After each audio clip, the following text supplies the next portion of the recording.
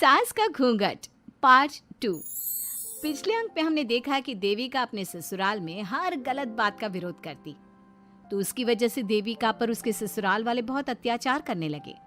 एक दिन देविका ने सचिन से कहा, सचिन, मैं तुम्हारे घर में नहीं रह सकती, तुम मुझे आज ही मेरे घर शहर भेज दो, मैं अपने मम्मी पापा के पास रहूंगी। क्यों देविका, तुम शहर क्यों जाना चाहती हो? यहाँ तुम्हें किस बात की परेशानी है? किस बात की परेशानी नहीं है सचिन, तुम्हारे घर के आदमी औरतों के साथ जानवरों जैसा व्यवहार करते हैं, मैं ऐसे माहौल में नहीं रह सकती। देखो देविका, तुम्हें यहीं रहना होगा। तुम्हारी शादी मुझसे हो गई है, अब मैं तुम्हारा पति हूँ और यही तुम्हारा घर है। अच्छा, तो तुम्हें याद है कि मैं तुम्हारी पत्नी हूँ? जब तुम्हारे पिताजी और चाचा जी मुझे एक एक हफ्ते के लिए कमरे में बंद कर देते हैं, तब तुम्हें क्यों याद नहीं आता कि जो औरत कमरे में बंद है वो तुम्हारी पत्नी है? जब तुम्हारे जीजाजी और भाई मुझसे बदतमीजी से बात करते हैं, मुझे खाने के लिए कुछ नहीं देते, तब भी तुम्हें याद नहीं आता कि मैं तुम्हारी पत्नी हूँ? देखो देविका, तुम बेकार की बातें मत करो। तुम यहाँ ढंग से रहोगी, सबकी बात मानोगी, तो कोई तुम्हें कुछ नहीं कहेगा। इस तरह जानवर की तरह रहना, ढंग से रहना है तो सॉरी सचिन, मैं नहीं रह सकती, मैं आज ही अपने घर जाऊंगी। ये बोलकर देविका अपना सामान पैक कर लेती है और घर से जाने लगती है। सचिन भी उसके पीछे पीछे चलता है और उसे समझाने की कोशिश करता है। जब ये सब जोगिंदर ने देखा तो बोल पड़ा, बहू, यह सब क्या हो रहा है? कहाँ जा रही हो? सचिन, बताओ अपने पिताजी को कि कहाँ जा रही हूँ मैं। तुम्हें शर्म नहीं आती अपने पति का नाम लेते हुए? मैं अपने पति का नाम ले रही हूँ, इसमें आपको क्या परेशानी है? आपका नाम तो नहीं ले रही हूँ ना? देविका, ये किस तरह से बात कर रही हो तुम पिताजी से? जिस तरह से करनी चाहिए उस तरह से कर रही हूँ बात। इससे अच्छी तरह से मैं तुम्हारे घर के किसी भी आदमी से बात नहीं कर सकती। तीनों की बात सुनकर घर के बाकी लोग भी वहां आ जाते हैं। तभी जोगिंदर कहता है, हमारे घर की औरतें अपने मर्दों का नाम नहीं लेती। तुम्हारे शहर में होता होगा, लेकिन हमारे यहाँ पर ऐसा कुछ नहीं होता। बहू, सचिन तुम्हारा पति है, तुम उसका नाम मत लिया करो।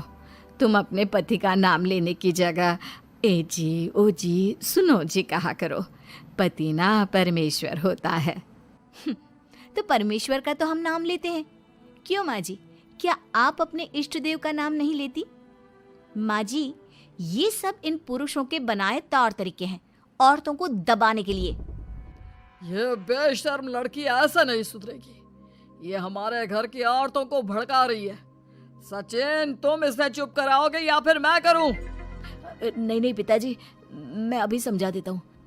चलो देविका अंदर, और कितना तमाशा बनाओगी मेरा। सचिन, मैं अंदर नहीं बाहर जाऊंगी, अब मैं यहाँ नहीं रह सकती।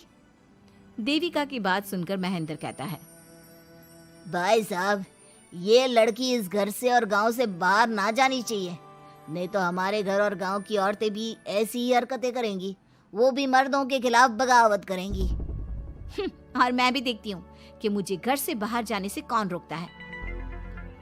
बहू, इनसे बहस करने का कोई फायदा नहीं, तुम अंदर चलो। इस गांव के मर्दों के अंदर बहुत अहंकार भरा हुआ है। देविका किसी की बात नहीं सुनती और अपना सामान उठाकर घर से बाहर जाने लगती है। तभी वहां मोहन और कल्याण आते हैं। कल्याण देविका के हाथ में से उसका सूटकेस छीन लेता है और मोहन देविका को जोरदार थप्पड़ मारता है। देविका का सर दीवार में लगता है और वो बेहोश हो जाती है। देविका, देविका तुम ठीक तो हो? भैया, आपकी हिम्मत कैसे हुई मेरी पत्नी पर हाथ उठाने की? सचिन, तुम जल्दी से देविका भाभी को अंदर कमरे में ले जाओ, मैं अभी वैद्य जी को लेकर आती हूँ। वीना जल्दी से वैद्य जी को लेकर आती है। वैद्य जी थोड़ी देर तक देविका की जांच करते हैं और कहते हैं, मुबारक हो आप सबको, आपकी बहू माँ बनने वाली है। अभी तो मैं आपको दवाई दे देता हूँ, लेकिन आगे इनके इलाज के लिए आपको दाई अम्मा को बुलाना होगा। ये बात सुनकर घर के सभी लोग खुश होते हैं। देविका को जब होश आता है, उसे ये बात पता चलती है तो वो बहुत खुश होती है। वो सबसे कहती है, मैं अपने बच्चे को यहाँ नहीं रख सकती। क्यों बहू, क्या हुआ? अब तुम ये सब बातें मत सोचो, तुम्हें आराम करना चाहिए। नहीं माँ जी, आप नहीं समझ रही। अगर मेरा बेटा हुआ तो इस घर के मर्दों की तरह अहंकारी और औरतों पर जुल्म करने वाला बनेगा, और अगर मेरी बेटी हुई तो वो जानवरों की तरह जुल्म सहने वाली बनेगी और दोनों ही अनपढ़ रहेंगी। देविका की बात सुनकर घर की सभी औरतों को पहली बार एहसास हुआ कि वो किस अंधकार वाले समाज में जी रही हैं। लेकिन फिर भी घर की सारी औरतें उसे ही समझाती हैं। बहू देखो, तुम्हारी बात सही है, लेकिन तुम इस हालत में सफर नहीं कर सकती। हाँ बहू, तुम यहीं रहो, अपना और अपने बच्चे का ख्याल रखो। देखो ना देविका भाभी, हमें बिल्कुल भी पढ़ना लिखना नहीं आता, अपना नाम भी नहीं लिख पाते, तो आप मुझे थोड़ा पढ़ा दीजिए ना। देविका, तुम्हारी बातें सुनकर पहली बार हमें एहसास हुआ है कि कैसे माहौल में हम जी रहे हैं। तुमने हमारे अंदर उम्मीद की नई रोशनी पैदा की है। यहाँ से मत जाओ तुम। देविका ने घर की औरतों की बात सुनी तो उसका दिल पसीज गया। उसने गांव में ही रहने का फैसला लिया। वो अपने घर की औरतों को रोज पढ़ाती, उन्हें अपने अधिकारों के बारे में, देश के बारे में बताती। इसी तरह कई दिन बीत गए और एक दिन सुजाता ने सचिन से कहा, सचिन, देविका की तबीयत ठीक नहीं, तुम जल्दी जाकर दाई अम्मा को बुला लाओ ना। भाभी, दाई अम्मा क्या कर लेंगी? आप किसी डॉक्टर को बुला लो, मेरी तबीयत ठीक नहीं है। देविका, गांव के लोग डॉक्टर पर भरोसा नहीं करते। दाई अम्मा बरसों से ये काम कर रही है, वो तुम्हें ठीक कर देगी।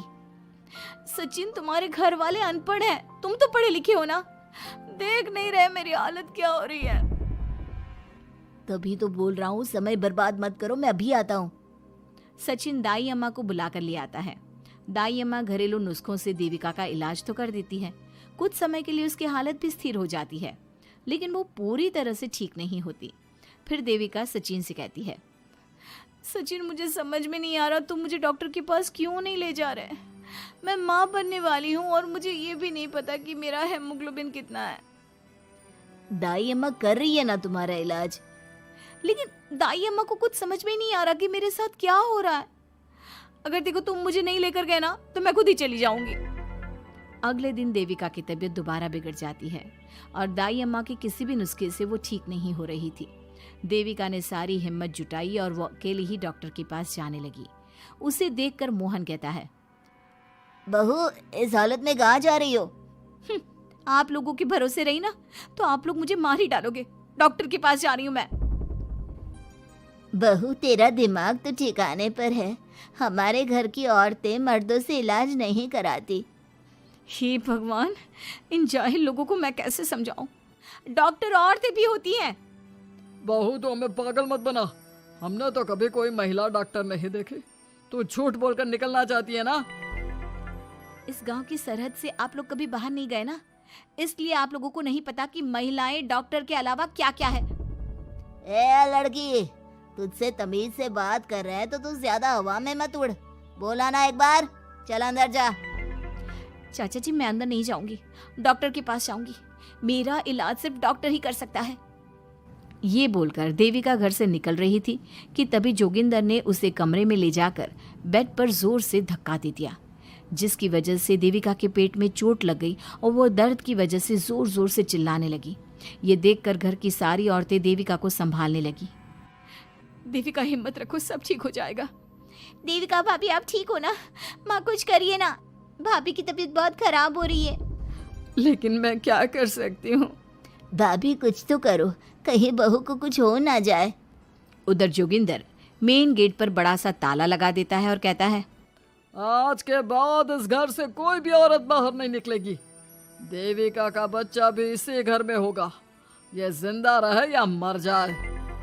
जोगिंदर की बात सुनकर सभी औरतें बाहर आती हैं।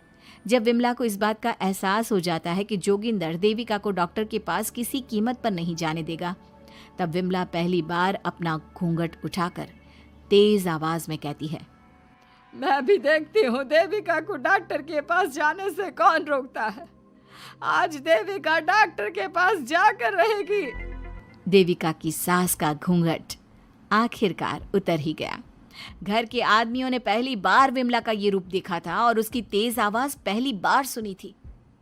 क्या विमला अपनी बहू की जान बचा पाएगी या जोगिंदर अपनी पत्नी की आवाज भी दबा देगा? ये जानने के लिए हमारे अगले एपिसोड का इंतजार कीजिए और हमें कमेंट में ये भी बताइए कि घर की औरतों को आगे क्या कदम उठाना चाहिए।